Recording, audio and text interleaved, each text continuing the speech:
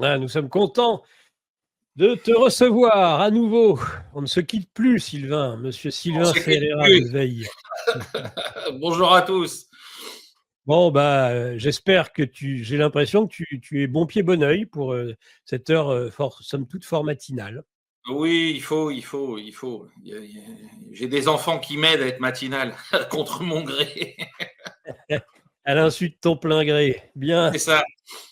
Alors, peut-être on connaît moins, on découvre petit à petit certaines facettes de la personnalité du patron de Veille stratégique, justement, Sylvain Ferrat, historien militaire. C'est vrai que c'est sa spécialité. Il est en train indéniablement de devenir, dans nos milieux, de la réinformation, de la dissidence par rapport à la doxa, le spécialiste numéro un de l'ensemble de ces médias. On est content d'avoir fait partie de ceux qui l'ont découvert et on veut le garder pour nous le plus possible. Ça Arrêtez de va nous vous coûter un bras. Je prends plus que Tavares. Arrêtez de nous le piquer. Oui, oui, ça risque, ça pourrait bien finir par nous coûter cher. Alors, peut-être découvrir encore un élément qu'on connaît moins chez Sylvain Ferreira. On sait qu'il était, par exemple, grand admirateur de Serge de Bekèche. Donc, il doit avoir, quand il le faut, la dent particulièrement dure. Il ne doit pas hésiter. Et j'aimerais bien savoir un peu son analyse à Sylvain Ferreira du grand cirque parlementaire actuel en France, cette dissolution, ce qui va s'en suivre, tout ce blabla, tout ce spectacle, toute cette tartufferie aussi. Ah bah que veux-tu, ça fait depuis 1992-93 et la farce de Maastricht que je considère que ce pays a perdu peu à peu sa souveraineté politique, qui est la plus importante, qui est la seule, qu'il l'a encore un peu plus perdu avec le viol des consciences suite au référendum de 2005 et ensuite le traité de Lisbonne. Donc, si tu veux, aujourd'hui, ce qui se passe, eh bien, on l'a annoncé il y a maintenant presque 25-30 ans qu'on allait arriver dans un mur de décision politique, parce que là, on nous dit, oui, c'est Monsieur Barnier, c'est la motion de censure. Tout le monde sait très bien que tout est en train de se décider au-dessus de ces gens-là depuis des décennies maintenant. Hein. C'est la Commission européenne qui fait la pluie et le beau temps sur la politique des États. Les États n'ont plus de souveraineté. Et donc, alors, si Emmanuel Macron est une espèce de Gauleiter du nouveau quatrième Reich qu'est l'Union européenne, eh bien, Monsieur Barnier, lui, c'est le sous-Gauleiter, tout comme l'ont été tous ses prédécesseurs. Et ils ne sont là, alors avec plus ou moins de talent et de moins en moins de talent, d'ailleurs, il faut bien le reconnaître. Hein. Il y a une paupérisation dans le paysage politique qui est à la hauteur de la paupérisation intellectuelle de ce pays. Et d'ailleurs, c'est nécessaire. C'est-à-dire qu'il faut des crétins pour appliquer une politique qui vient de l'extérieur. Hein. Il ne faut pas des gens qui ont une colonne vertébrale, qui réfléchissent, qui s'opposent. Donc, on est, comme j'aime à le dire, on est dans un grand moment de Borien. Hein. On est dans la société du spectacle à fond. Madame von der Leyen continue de faire ses petites affaires derrière. Le traité du Mercosur sera bientôt signé et imposé, malgré toutes les grandes et belles déclarations des uns et des autres. Et comme d'habitude, on verra bien à quel point la souveraineté de ce pays a disparu. Moi, j'ai été formé politiquement par les descendants de Maurras, de Léon Daudet et de Bainville. Je suis devenu un gaulliste farouche par tradition familiale ensuite. Et voilà, j'ai soutenu les combats d'autrefois de Charles Pasqua, de Philippe Séguin, de Philippe de Villiers, pour qu'on évite tout ça. Mais bien sûr, déjà à l'époque, on était traité de tous les noms, on était des fascistes, on était ceci et cela. Le fascisme, il est là. Le fascisme, il s'impose à nous depuis qu'on a perdu cette souveraineté. Certains veulent nous dire que c'était à l'époque de l'arrivée de Mitterrand, etc. Notre souveraineté, on l'a perdue le jour où le général de Gaulle a quitté le pouvoir dans ce pays. Et puis c'est tout, terminé. Hein, les loups étaient déjà de toute façon dans la bergerie et dès qu'il a signé sa démission, ils ont peu à peu commencé à prendre le dessus. Alors ça s'est pas fait en un jour. L'œuvre du général de Gaulle avait été tellement importante qu'elle a permis dans une espèce de lente traînée de poudre de continuer à produire quelques effets qui masquaient la réalité derrière. Aujourd'hui, on est arrivé au bout de ce masque, entre guillemets, c'est-à-dire que tout est tombé, tout s'est effondré. Et on voit bien à quel point nous sommes un peuple complètement démuni de sa souveraineté. Ça ne veut pas dire que les Français sont des vaudes pour autant, parce que ça aussi, ça m'agace beaucoup quand on pointe le peuple français. Le peuple français, le général de Gaulle pouvait lui parler avec vigueur parce qu'il avait fait son devoir à son égard. Mais les gens qui nous parlent aujourd'hui de la passivité du peuple français, je ne les ai pas vus sur les barricades avec les gilets jaunes en train de se prendre des flashballs dans la figure. Par contre, j'ai vu le peuple français prendre des flashballs dans la figure. Donc, même s'il y a eu une passivité avec le Covid, on reste quand même un grand peuple. Et ceux qui veulent croire qu'on va mourir ou que ceci ou que cela, je les laisse à leurs histoires. Comme j'aime à le répéter en chrétien spiritualiste, nous sommes en janvier 1429. Rien n'est terminé, rien n'est jamais terminé dans notre histoire. Ceux qui n'ont pas compris l'allusion, je pense bien évidemment à ce qui s'est passé ensuite avec l'arrivée de Jeanne d'Arc.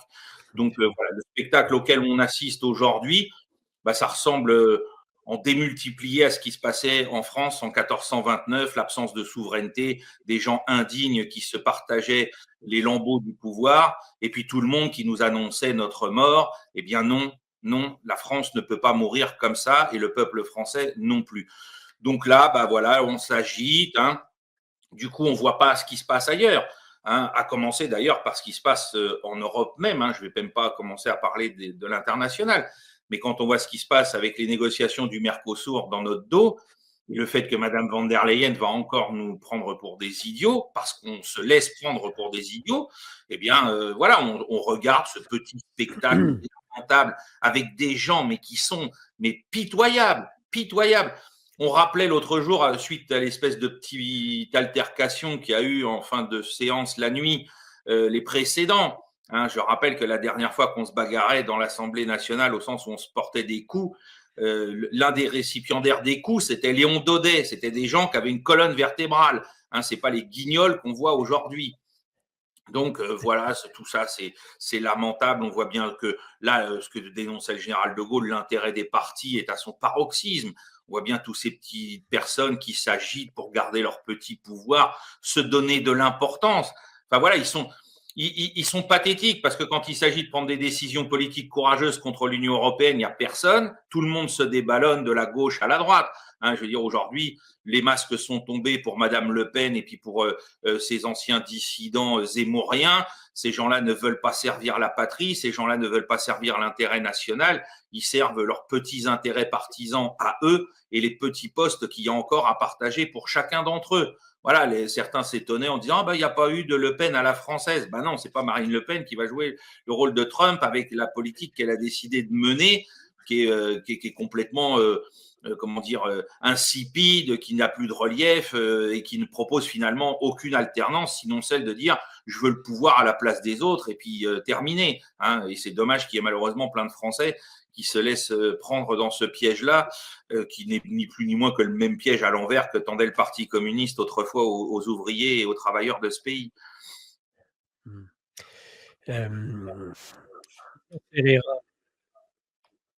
L'élément ira totalement dans ce sens-là.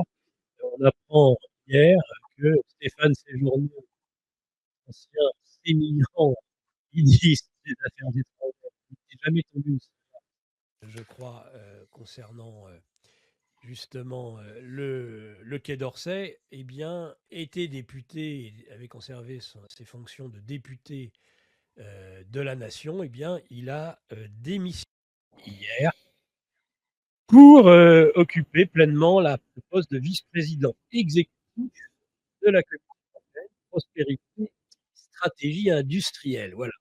Préféré, voilà. La Bruxelles, l'Union européenne a son statut noble pourtant s'il en est d'élu et de représentant de la nation. Non, mais on sait très bien que tous ces gens-là ont bien assimilé comment fonctionne l'escalier du pouvoir et de la façon dont ça peut leur rapporter à eux à travers d'abord un poste de politique locale, puis ensuite de politique nationale, pour finir pour les les pires d'entre eux, parce que c'est la sélection des pires. Hein, ces journées, quand on voit le bilan à la tête du Quai d'Orsay, on se dit, mon Dieu, quoi, qu'est-ce qu'il a encore réussi à obtenir un tel poste au sein de l'appareil de l'Union européenne. C'est pas possible. Ce mec-là, il sert à rien. Hein, je veux dire, il est du même niveau que la camarade vert de gris Baerbock, là, qui a le culot de venir menacer Pékin en Chine. Ces gens-là sont des fous. Ces gens-là sont des fous. Ils n'ont plus rien, ils n'ont plus de colonne vertébrale, ils n'ont plus de culture générale. On pourrait dire, bah oui, on n'est pas d'accord avec la Chine, etc. Mais il y a des us et coutumes, et ils sont dans la lignée de leur maître Macron qui fait passer les échanges téléphoniques qu'il a avec Poutine dans des vidéos qui sont ensuite mises en scène par France Télévisions avec nos impôts. Bref, c'est du grand n'importe quoi. Et on voit bien que ces gens-là ne peuvent pas prendre de décision, que c'est d'autres gens à leur place qui les prennent pour eux et donc pour nous, parce qu'ils sont tellement incompétents que bien évidemment, c'est pas eux auxquels on va confier une mission autre que celle de faire du cirque médiatique. Voilà. Absolument, Sylvain. Allez, on va partir sur. Merci en tout cas, c'est intéressant en effet. Et moi, je bois du petit lait, hein, évidemment. J'entends là depuis, voilà. Me plaît évidemment, puisque j'ai ces mêmes combats qui ont débuté en effet, pour ma part, en 1992 sur Maastricht, évidemment, oui. que nous avons perdu à rien. Ah oui, à rien, oui. Et puis on sait maintenant comment ça s'est déroulé en coulisses, notamment avec la mise en scène par Mitterrand de sa maladie dans le débat contre Philippe Séguin. Et que c'est ça qui a empêché Philippe Séguin de l'aplatir, parce que vu la verve qu'avait Philippe Séguin, si ce débat-là avait été gagné par Philippe Séguin, le Maastricht ne passait pas. Voilà, faut être bien clair. Et puis on aurait changé l'histoire. Ouais. On n'a pas oublié dans la symbolique, parce que moi, j'étais jeune, ça a marqué mon combat politique. Ces salopards-là, parce qu'il n'y a pas d'autre mot, ont fait de telle sorte à ce que tout ça se déroule. L'entérinement du traité le 18 janvier à Versailles. La date et le lieu de l'anniversaire de la proclamation par Bismarck du Deuxième Reich en 1871, pour bien remarquer encore l'asservissement de notre pays et de son peuple aux mains des étrangers, et en particulier des Allemands. Ne l'oublions pas, parce que les symboles ont un sens. Les symboles ont un sens, absolument. Voilà. Tout à fait. J'aurais aimé maintenant qu'on passe un petit peu à la géopolitique internationale et qu'on continue à donner des informations qui ne vont pas dans le sens de ce que on peut entendre sur les plateaux de LCI. On avait nos constitutionnalistes de plateau, là maintenant on va passer à nouveau à nos généraux de plateau. Que ce soit BFM, même CNews, alors là, pour le coup, il n'y a absolument aucune différence sur les sujets les plus importants entre CNews et les autres. Aucune. Donc, en venir à ce qui se passe en Ukraine. Au fait que, contrairement à ce qu'on nous raconte, il y a une résistance qui est pro-russe. Tout le monde n'a pas nécessairement envie de se placer sous la protection états-unienne, la protection de l'Union européenne en Russie, et pas seulement dans le Donbass, mais aussi à Odessa, que les choses ne sont pas si simples, que certains n'ont, semble-t-il, pas peur du terrible mangeur d'enfants qu'est Vladimir Poutine, bien au contraire. Et donc, j'aimerais que tu nous partages une information qui, pour moi, a beaucoup de sens, c'est la résistance qui s'organise, entre autres, à Odessa. Alors, ça fait plusieurs semaines qu'on a des informations qui passent par les réseaux Telegram pour nous dire que voilà, la résistance pro-russe à Odessa joue un rôle, semble-t-il, prépondérant. D'abord pour confirmer, parce que c'est pas eux qui disent voilà, il y a tel ou tel chargement de munitions, de missiles, de véhicules qui arrivent dans le port d'Odessa. C'est des informations qui permettent de recouper avec les informations d'origine technique qui sont recueillies par les services russes, donc le satellite, les communications, etc. Donc ces gens-là aident au recoupement d'informations, parce qu'ensuite, quand on envoie un missile Iskander ou quand on envoie ce genre de munitions détruire tel ou tel entrepôt, ça coûte quand même très cher, donc il ne faut pas se planter sur la cible, il faut être bien sûr de son fait. Donc on avait connaissance de cette réalité. On a eu connaissance aussi d'un autre type d'activité beaucoup plus récemment et beaucoup plus surprenante, c'est l'élimination de cadres de l'armée ukrainienne ou des services de renseignement militaire ukrainiens par cette résistance. Alors, sont-ils autonomes ou sont-ils aidés par des unités des forces spéciales, les fameux Spetsnaz, qui se seraient infiltrés ou qui seraient restés, alors je ne pense pas qu'ils seraient restés sur site, mais enfin qui se seraient infiltrés depuis lors pour les aider dans la plus pure tradition soviétique. Et puis là, le dernier grand coup d'éclat, ça a été la destruction d'un train qui venait de charger tout un ensemble de munitions en provenance de la Roumanie et notamment un lot d'Attack MS et de Storm Shadows qui ont donc été ciblés par un missile russe et qui sont partis en fumée. C'est-à-dire qu'il y a 10 jours, on nous disait, voilà, ça va être la guerre nucléaire à cause de ces missiles et de leur emploi dans la profondeur du territoire russe. Alors, il y a eu effectivement des tirs, on en a parlé. Les derniers en date commencent à remonter maintenant à une semaine. On attend d'ailleurs la réponse de Moscou, usage ou pas des missiles Oreshnik pour répondre à ça. Mais en tout cas, le dernier chargement identifié en date, eh bien, il a été détruit par les Russes avant même qu'il arrive dans la ville d'Odessa. Donc, Odessa est le cœur de tout ça parce qu'on le sait, c'est une ville qui a connu un épisode très important en marge du Maïdan le 1er mai 2014, avec des manifestants pro-russes qui ont essayé d'éviter que la ville tombe entre les mains des mecs de Pravi Sector et des néo-nazis de l'époque et qui ont été tués. Il y a eu plusieurs dizaines de morts qui ont été notamment pour certains brûlés vifs dans la maison des syndicats. Alors, même s'il n'y a pas forcément une majorité au chiffre près qui est favorable à Poutine, il y a des gens qui, depuis 2 ans, voient bien ce qui se passe avec le pouvoir ukrainien, qui ont commencé au début, il y a eu des manifestations, il y a eu des grèves, il y a eu des choses comme ça. Et puis maintenant, ils sont passés dans la résistance armée. D'après les informations qu'on a recueillies sur Telegram, ça fait au minimum 1 an et demi que cette résistance a commencé à s'organiser et opère pour donner des renseignements d'abord et puis maintenant donc pour éliminer des cadres de l'armée ukrainienne. Comme ça, on a vu des photos passer. Les types veulent monter dans leur voiture, ils sont en uniforme tout à fait identifiable et ils se prennent une balle dans la tête. Et vous appelez à la mise en place d'un euro numérique. Absolument. Absolument. Nos élites déroulent leurs plans contre nous.